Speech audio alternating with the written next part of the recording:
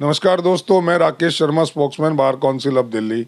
आज कुछ ऐसे मुद्दे पर बात करूंगा जिसको लेकर के तमाम जो दिल्ली के एडवोकेट्स हैं उनके अंदर एक क्यूरियोसिटी बनी हुई थी और लोग तरह तरह के क्यास लगा रहे थे, लोग तरह तरह की अफवाहें फैलाई जा रही थी, या मैं यूं कहूं कि एक मुहिम किसी एक कैटेगरी की तरफ से चलाई जा रही थी। और अगर मैं बिल्कुल शॉर्टकट करूं तो 8 तारीख को 8 दिसंबर 2024 को बार काउंसिल ऑफ इंडिया ने हमारे बार काउंसिल ऑफ दिल्ली के वाइस चेयरमैन के बारे में एक ऑर्डर पास किया। उसमें उन्होंने उनको वाइस चेयरमैन पोस्ट की से हटाते हुए और उनके खिलाफ सीबीआई इंक्वायरी की जो रिकमेंडेशन की कि सीबीआई इंक्वायरी के खिलाफ की जाए। इस ऑर्डर के चलते लोगों में बड़ा एक पैनिक हुआ और बहुत सारे लोग इसको समझ ही नहीं पाए कि क्यों आनन फानन में संडे के दिन ये ऑर्डर इनके पास आया। और उसको ऑर्डर को आने से पहले, इनके पास नहीं आया, सॉरी, किसी के पास भी आने से पहले, ऑफिशियल ऑर्डर आने से पहले वो प्रेस में चला गया।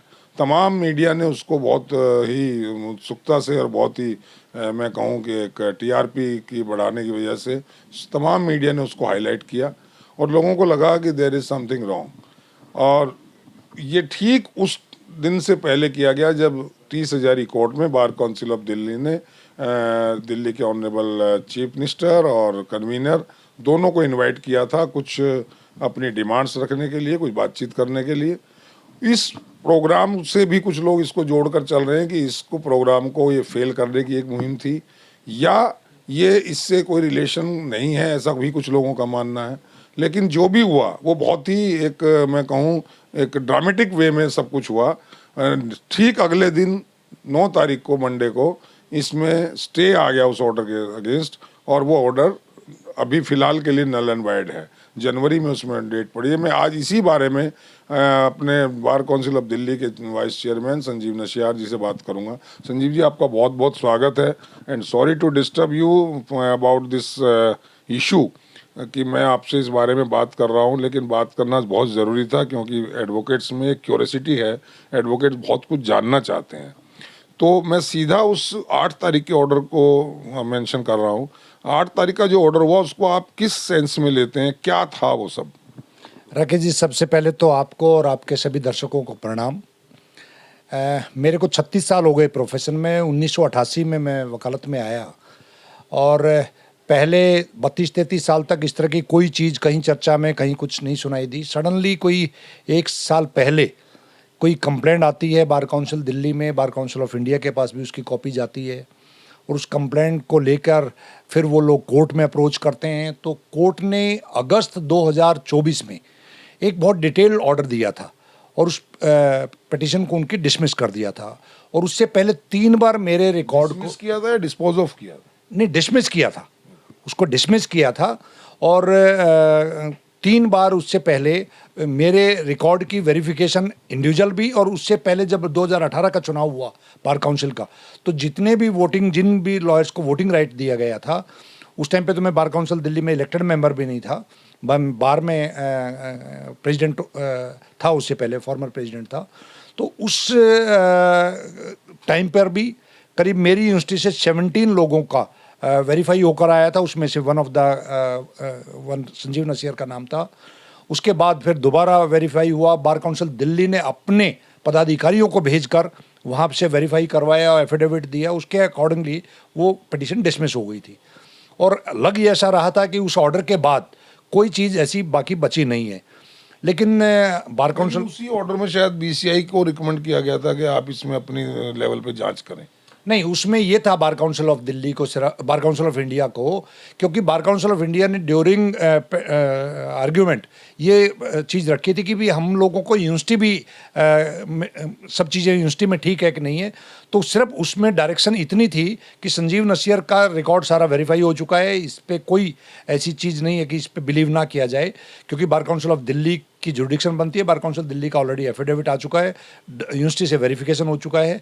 बार काउंसिल ऑफ इंडिया अगर चाहे तो यूनिवर्सिटी का रिकॉर्ड या यूनिवर्सिटी को चेक कर सकती है कि यूनिवर्सिटी में और जो रिकॉर्ड दिखाए गए वो जेन्युइन है कि नहीं। नॉट माई रिकॉर्ड, यूनिवर्सिटी के पास कोई ऐसी कोई कमी तो नहीं है कि यूनिवर्सिटी के पास लाइसेंस ना था, लॉ की डिग्री देने का कोई उनके लेकिन पास। उसके बारे में एक ऑर्डर में साफ लिखा था, मैंने भी ऑर्डर पढ़ा कि जो कोर्स आपने किया LLB ऑनर्स, वो 2008 में इंट्रोड्यूस हुआ, ना कि 1988 में। वो क्या, उसके बारे में क्या कहेंगे? नहीं, गलत है वो पूरी तरीके से। देखिए, वो ऑर्डर जो है बार काउंसिल ऑफ इंडिया ने अनाप शनाप जल्दबाजी में निकाला। ये बात मैंने भी महसूस किया है कि संडे को बार काउंसिल ऑफ इंडिया इस तरीके का ऑर्डर निकालती है, ऑर्डर मेरे को नहीं देती है, जो एग्रीव्ड बंदा है, वो सीधा मीडिया के अंदर लीक किया जाता है, मीडिया के अंदर भेजा जाता है, और मीडिया के माध्यम से ही मेरे को पता चला।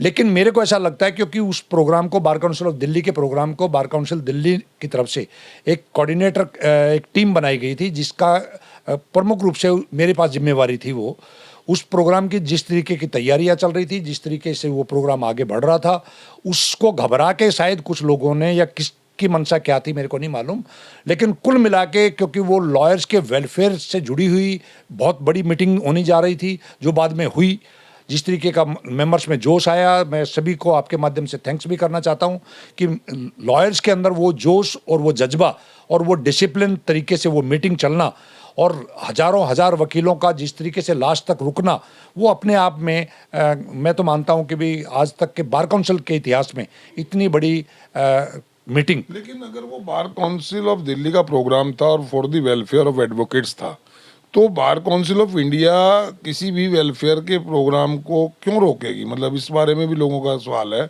कि बार काउंसिल ऑफ इंडिया भी तो वेलफेयर के लिए बॉडी है, वो क्यों इस तरह के प्रोग्राम को रोकेगी? इसके पीछे क्या मंशा हो सकती है? नहीं, देखिए, ये तो है तो अफसोसजनक बात है कि भी बार काउंसिल ऑफ इंडिया तो हमारी सबसे सुप्रीम बॉडी है। उनको इस तरीके का संडे को ऑफिस खोल के, और वो तो वही बता पाएंगे कि भी एकदम ऐसी क्या इमरजेंसी आ गई थी कि एकदम संजीव नसीर पे इस तरीके का ऐसा अटैक, जबकि ऑलरेडी हाई कोर्ट का ऑर्डर आ चुका है। लेकिन जो गलियारों में जो बातें सामने आई और जो हम लोगों को भी मालूम है, वो कुल मिला के कहीं वो पॉलिटिकल प्रोग्राम बनाना, उनको डर था कि अरविंद केजरीवाल जी और आतिशी एज ए चीफ मिनिस्टर यहाँ पर आके कोई घोषणा करेगी, क्योंकि चुनाव बहुत नज़दीक है और चुनाव में उसका बेनिफिट या वकीलों का रुझान ना चला जाए, उसको रोकने के प्रयास को लेकर शायद इस तरह का मंशा रही होगी। लेकिन मैं उसमें कोई कमेंट नहीं करना चाहता। लेकिन मेरे को ये मालूम है कि भी उस कार्यक्रम को वो नहीं रोक पाई, दुस्साहस। और दूसरी बात, आपके विचार से वो order just to disturb that program था, या इसका कोई कनेक्टिविटी आपस में नहीं है प्रोग्राम की और ऑर्डर की? नहीं, बिल्कुल टाइमिंग को लेके कुछ सवाल उठ रहे हैं। नहीं, टाइमिंग भी, और जिस तरीके से वो संडे को प्रेस रिलीज जाना और मंडे के अखबारों में छपना, वो सब चीज़ें इनडायरेक्ट मोर, ये इत्तेफाक नहीं है। मैं एक आपकी थोड़ा सा बैकग्राउंड में लेके जाता हूँ। एक प्रोग्राम मैंने अपनी, क्योंकि मैं आम आदमी पार्टी लीगल सेल का अध्यक्ष भी हूँ, आपको ध्यान होगा आम आदमी पार्टी लीगल सेल के अध्यक्ष के तौर पे सितंबर के महीने में मैंने एक बहुत बड़ा मार्च रखा था सुप्रीम कोर्ट पे। चीफ जस्टिस ऑफ इंडिया को मैंने करीब 17,500 वकीलों के सिग्नेचर करके, कॉन्स्टिट्यूशन को कमज़ोर किया जा रहा है, उसको सेफ करने के लिए उस टाइम के chief justice of India Chandrachud साहब को वो रिप्रेजेंटेशन सौंपा था, जिसमें हरियाणा और एनसीआर और दिल्ली के वकीलों के 17,500 लोगों के उस पॉलिटिकल सेल के बिहाफ पे मैंने सिग्नेचर करवाए थे। लेकिन इसमें आरोप आप पर ये लगता है कि आप अपनी पोजीशन का मिसयूज कर रहे हैं, एडवोकेट्स को यूज कर रहे हैं एक पार्टी, स्पेशल पार्टी के बेनिफिट के लिए, ऐसा क्या है? नहीं शर्मा जी, देखो, हर लॉयर की कई जिम्मेवारियां हैं। As an lawyer, as a bar council vice chairman था उस टाइम पे मैं, एज ए वाइस चेयरमैन मेरी जो जिम्मेवारी है वो अपने लीगल फर्टिनिटी को ज़्यादा से ज़्यादा बेनिफिट कैसे मिले, ज़्यादा से ज़्यादा उनकी सुरक्षा का या एडवोकेट्स प्रोटेक्शन एक्ट कैसे लागू हो, इन सब चीज़ों पे मैं दिन रात काम करता रहता हूँ। एट द सेम टाइम मैं एक राजनीतिक पार्टी का कार्यकर्ता हूँ, वहाँ पे मेरे पास जिम्मेवारी है। जब मैं आम आदमी पार्टी लीगल सेल के अध्यक्ष के तौर पे काम करता हूँ तो डेफिनेटली वो किसी पॉलिटिकल पार्टी के प्लेटफॉर्म पे काम कर रहा हूँ, वो दोनों चीज़ें इंडिपेंडेंट हैं। इसी तरीके से दूसरे भी नेता हमारे हैं, इवन हमारे बार काउंसिल दिल्ली के जो चेयरमैन हैं वो भारतीय जनता पार्टी के कार्यकर्ता हैं, भारतीय जनता पार्टी से 2 बार विधानसभा भी लड़ चुके हैं। लेकिन वो बीजेपी के किसी कार्यक्रम में एडवोकेट्स को ऐसी भारी मात्रा में ले जाएं, हजारों की मात्रा में जैसे प्रोग्राम करवाएं, ऐसा तो नहीं हुआ है। नहीं, लीगल सेल का मतलब उनके पास जिम्मेवारी नहीं है। लीगल सेल की जिन एडवोकेट्स के पास जिम्मेवारी है भारतीय जनता पार्टी के पास, वो लेकर जाते हैं, वो अपने कार्यक्रमों में सैकड़ों वकीलों को बुलाते हैं। इवन इससे पहले भी ये तार क्यों जुड़े हैं, इससे पहले भी 9 तारीख वाले प्रोग्राम से पहले 7 तारीख को Bharatiya Janata party legal cell ने मीटिंग बुलाई और उस मीटिंग का ये एजेंडा रखा कि इस प्रोग्राम को रोका जाए। 9 तारीख के प्रोग्राम 9 तारीख के प्रोग्राम को रोका जाए, बार काउंसिल दिल्ली के प्रोग्राम को रोका जाए। उसमें इवन हमारे बार काउंसिल दिल्ली के भी कुछ साथी उसमें शामिल हुए थे, क्योंकि वो लीगल सेल से जुड़े हुए हैं और उन्होंने क्लियर कट कहा, क्योंकि ये वेलफेयर से जुड़ी हुई। लेकिन वो सब लोग तो इवन ऑनरेबल चेयरमैन भी उस आप ये 9 तारीख वाले प्रोग्राम में थे। नहीं, वो तो बार काउंसिल दिल्ली का प्रोग्राम था ना, तो इसलिए, और लॉयर्स के वेलफेयर के लिए था। उसका अगर टॉपिक भी देखो तो हमने टॉपिक भी यही रखा था, लॉयर्स वेलफेयर को लेके सिंपोजियम था वो। तो इसलिए डेफिनेटली हमारी सारी बार काउंसिल दिल्ली में यूनानिमसली डिसीजन हुआ, हम लोगों ने मुट्ठी होकर उस कार्यक्रम को ऑर्गेनाइज किया और इसी वजह से वो आज बार काउंसिल ऑफ दिल्ली का one of the best program हमेशा याद रखा जाएगा। मैं आपको कुछ एडवोकेट्स का उसमें कहना ये है कि उस प्रोग्राम में एडवोकेट्स को मिला कुछ नहीं, सिर्फ एक लॉलीपॉप मिला कि जब हम जीत जाएंगे, जब हमारी सरकार बन जाएगी या जब मैं सीएम बन जाऊंगी, तब जो है आपकी डिमांड्स पे हम जो है गौर करेंगे और आपको ये देंगे जो आप मांग रहे हैं। तो ये तो ऐसे ही हुआ जैसे किसी एडवोकेट के पास कोई आए, वो कहे जी मेरा मर्डर का केस है, आप कर दो, वकील अपनी फीस मांगे तो उसे वो क्लाइंट कहे कि मैं जब दूंगा जब मैं बरी होकर घर आ जाऊंगा। तो ऐसे में तो शायद कोई एडवोकेट नहीं आएगा, करेगा। तो इसके लिए लोगों में लग रहा है कि ये सिर्फ एक लॉलीपॉप दे दिया गया। राकेश जी देखिए, मैं इसको लॉलीपॉप इसलिए नहीं मानता हूँ कि मैं 1988 में जैसे बताया वकील बना, और पहले दिन से, क्योंकि मैं स्टूडेंट लीडर रहा था, तो पहले दिन से मेरे सपना ये था कि भी हमारी लीगल फ्रेटर्निटी के लिए कोई ना कोई सामाजिक सुरक्षा होनी चाहिए। हम लोग देखते हैं कि हम लोग अगर काम कर रहे हैं तो बहुत अच्छा है, अगर बीमार हो जाए, कोई एक्सीडेंट हो जाए तो हमारी कोई सुध लेने वाला नहीं है। ऐसे में 2012 में पहली बार ऑफिशियल तरीके से बार काउंसिल ऑफ दिल्ली ने ये डिमांड रखी। उस टाइम पे शीला दीक्षित जी मुख्यमंत्री थी, देश में यूपीए की सरकार थी। उसके बाद 2014 के अंदर lawyers for Modi, Modi for lawyers, बहुत बड़ा कार्यक्रम दिल्ली के अंदर हुआ। उसमें भी यही मंशा थी कि भी वकीलों के लिए कोई वेलफेयर स्कीम लेकर आए। उसके बाद 2015 में मैं उस टाइम पे प्रेसिडेंट था दिल्ली बार एसोसिएशन का, हमने काश की सेंटेनियल 125वें वर्षगांठ पे इस मांग को बहुत बड़ी मजबूती से रखा। उसमें उस टाइम के उप मुख्यमंत्री मनीष सिसोदिया जी कुछ आश्वासन देकर गए थे, जिस तरीके से अभी मुख्यमंत्री महोदया ने आश्वासन दिया है। तो ये बहुत लंबे टाइम से डिमांड चलती आते आते 2020 में, 19 की आखिर में और 2020 की शुरुआत में अगर ये लागू किसी ने की तो उनका नाम है अरविंद केजरीवाल। इसके लिए एडवोकेट्स को बहुत एक लंबी, मैं कहूँ, लड़ाई लड़नी पड़ी। बहुत तरह के प्रोग्राम करने पड़े, डिमोन्स्ट्रेशन टाइप करने पड़े, तब जाके उन्हें कहीं ये 5 लाख का और 10 लाख का mediclaim and life security insurance मिला। और हम सौभाग्यशाली हैं राकेश जी कि ये मांग पूरे हिंदुस्तान के वकील अपने उठाते हैं। मैं आपका ध्यान दूसरी तरफ दे रहा हूँ कि आप पार्टी की तो रवायत है, ऑटो ड्राइवर्स ने जो 3 व्हीलर ऑटो दिल्ली में ऑटो रिक्शा, उन्होंने तो कोई इस तरह की डिमांड करके कोई एजिटेशन किया हो या ऐसी मीटिंग्स की हो नहीं की। उनको तो वकीलों से भी ज़्यादा मिल गया।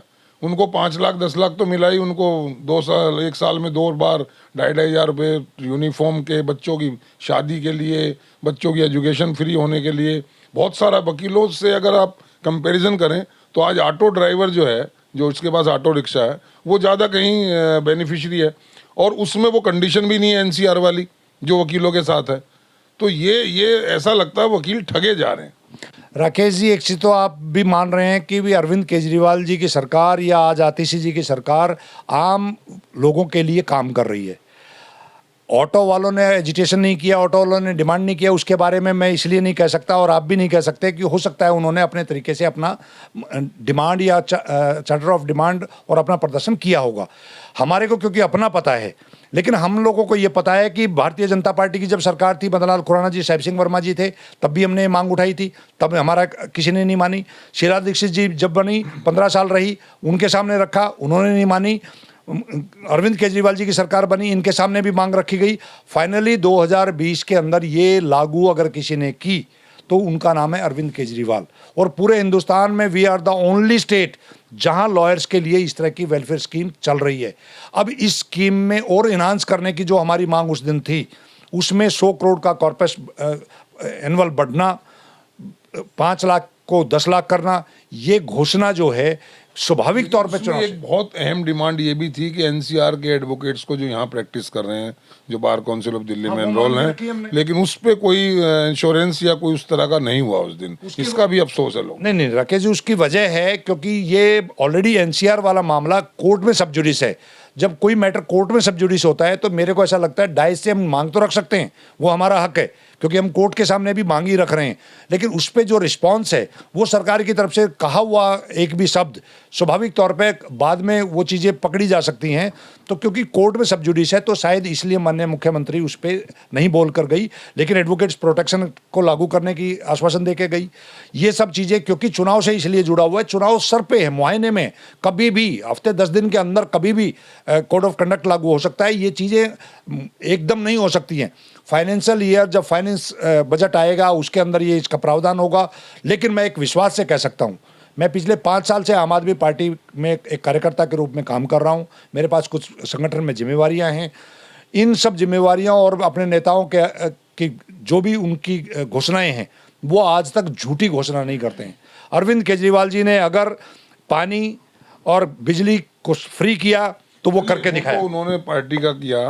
वकीलों के बीच में एक बात सुगबुगाहट है कि आपने जो ये प्रोग्राम जिसके आप कन्वीनर थे बार काउंसिल ऑफ दिल्ली की तरफ से किया गया, इसमें लोगों का मानना मतलब सोच ये थी कि आप इसको एनकैश कर रहे हैं, आप टिकट की दावेदारी कंफर्म करना चाहते हैं, और बाद में पता लगा कि आपको टिकट तो नहीं दिया गया, लेकिन आपको एक जिम्मेदारी उससे भी शायद बड़ी, मैं तो उसे बड़ी मानता हूँ, कि आपको दिल्ली प्रदेश का आप पार्टी का जो नेशनल पार्टी है उसका आपको संगठन का वाइस प्रेसिडेंट अपॉइंट किया गया। तो इसे आप किस उसमें लेते हैं? टिकट ना मिलने का दुख है या वाइस प्रेसिडेंट बनने की खुशी है? राकेश जी, एक तो मैं स्पष्ट बता दूं आपको, इवन आम आदमी पार्टी से पहले मैं भारतीय जनता पार्टी में करीब 25-30 साल रहा। मैंने वहां पर आज तक कुछ नहीं मांगा। अरविंद जी के पास आने के बाद भी मैंने अब तक कोई भी अपनी तरफ से मांग नहीं रखी अपने लिए। अपने वकीलों के लिए, अपने भाइयों के लिए मैं पूरा लड़ता हूं। ना मैंने टिकट मांगी, ना मैंने ये पद मांगा। टिकट 70 की 70 हमारी पार्टी ने घोषणा कर दी है। 70 की 70 विधानसभाओं के उम्मीदवार घोषित हो चुके हैं। चुनाव की तैयारियों में हम दूसरी विरोधी पार्टियों से बहुत आगे चल रहे हैं। उम्मीद तो थी आपके अंदर कि मेरे को टिकट में 70 में एक टिकट मेरे को भी मिलेगा, उससे कोई मायूसी हुई थी? राकेश जी, बिल्कुल मायूसी दूर दूर नहीं हुई। लेकिन मैं एक चीज बता दूं आपको, जब आप राजनीतिक फील्ड में काम कर रहे होते हैं और आपके नेता अगर कोई जिम्मेवारी देना चाहते हैं तो उससे पीछे नहीं हटता मैं। अगर मेरे को वो चुनाव लड़वाने की राजनीति में लेके जाते वहाँ भी मैं तैयार था। उन्होंने मेरे को संगठन में एक बड़ी जिम्मेवारी दी है। मैं तहे दिल से आपके माध्यम से और अपने साथियों के सहयोग से ही ये सब संभव हो पाया है। मैं उनको तहे दिल से धन्यवाद देता हूँ और ये विश्वास दिलाता हूँ कि मैं पॉलिटिकल फ्रंट पे अपनी पार्टी के लिए जी जान लगा के अपने साथियों के साथ काम करूँगा। लेकिन मेरे लिए सबसे पहले मैं वकील हूँ। वकील होने के नाते मैंने अपना पूरा जीवन अपने वकील भाइयों के बीच में बिताया है और आगे बचा हुआ जितना भी जीवन है वकील साथियों के बीच में रहूंगा, अपने वकीलों के वेलफेयर के लिए, सामाजिक सुरक्षा के लिए। कंपैरिजन कराना चाहूँ, एक तरफ एमएलए की टिकट और एमएलए बन जाना, और एक तरफ जो है वाइस प्रेसिडेंट की पोस्ट को ऊपर आपका आसीन हो जाना, दोनों में से आप बेटर किसे मानते हैं? बिल्कुल दिल से बताइएगा। आप दो में से करें, मैं तो सब को अगर कैलकुलेट करता हूं, अपनी लीगल फ्रेटर्निटी ने जो मेरे को जिम्मेवारी और मेरे को जो प्यार दिया है, इससे बड़ा स्थान मैं कहीं धरती पे कुछ नहीं मानता हूं। मेरे लिए मेरी बार, मेरे मेंबर सबसे सुप्रीम है। इसके अलावा जो जिम्मेवारियां हैं, ठीक है, वो जिम्मेवारियां जैसे जैसे मेरे को मिली या आगे भी कोई मिलेंगी तो मैं उसको पूरे सहर्ष एक्सेप्ट करके और निभाऊंगा। तो इसमें चलिए मैं आप पार्टी की बात छोड़ देता हूँ। क्या लगता है कि एडवोकेट्स के साथ जस्टिस हो पाएगा? एडवोकेट्स के साथ कुछ ऐसा हो पाएगा जिसकी डिमांड, जैसा आपने नरेट किया, बहुत लंबे समय से चली आ रही है, और इसमें हम एक पहला स्टेप हमने ले लिया, सक्सेस हो गए। 5 लाख का हमारा मेडिक्लेम हो गया, 10 लाख का हमारा in case of death insurance हो गया। तो क्या इसमें आपको कितना उम्मीद है कि ये जो पार्टी आती है तो क्या वकीलों को कुछ ऐसा मिलेगा जो जिससे वकील सेटिस्फाई हो जाए?